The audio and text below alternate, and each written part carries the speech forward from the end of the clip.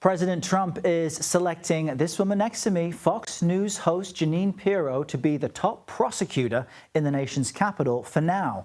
Pirro replaces the man you see next to her, Ed Martin, who's been serving as the interim U.S. attorney for D.C. The president pulled Martin's nomination after it did not receive enough support in the Senate.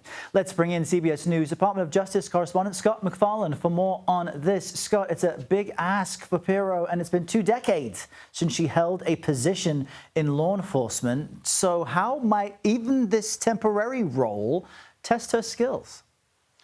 This role has the potential for a huge impact. It may sound obscure, the U.S. Attorney for the District of Columbia, but make no mistake, it is the largest U.S. Attorney's office in America, has the largest portfolio, has the largest staff. Its jurisdiction includes not just the nation's capital, but any big federal case, corruption case, criminal case in the nation's capital.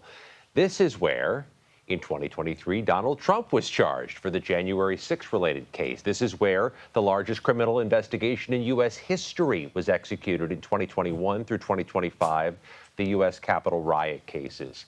This is a powerful position Pirro will be taking on an interim basis. The larger question is, what changes will she try to make?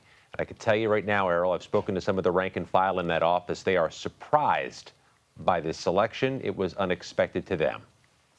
We know that President Trump has long enjoyed the opinions on Fox News. A former weekend host is now Secretary of Defense, and Pete Hegseth. Trump has a history with Ms. Pirro.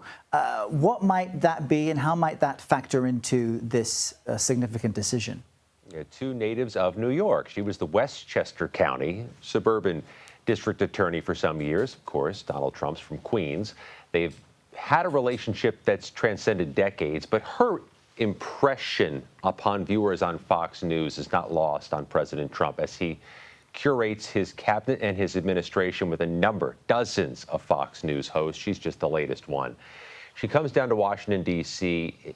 on a temporary basis, succeeding Ed Martin, who was a polarizing figure, a MAGA loyalist, but also a January 6th defense lawyer, somebody who's been whitewashing the history of the insurrection, a stop the steal advocate, an election denier. He was a bridge too far for Republicans in the Senate who blocked his confirmation. And Ed Martin will stand out, Errol, in these first 3 months of the Trump administration as the one nominee Trump couldn't get past the finish line.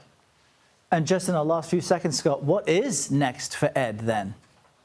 He is moving to the U.S. Pardon Attorney's Office, one of the roles he'll fill, also the weaponization task force the administration has set up. But Errol, the irony of him being the pardon attorney is not lost on folks here because he championed the pardons of the January 6 rioters, which remains a remarkably wedge issue here in D.C.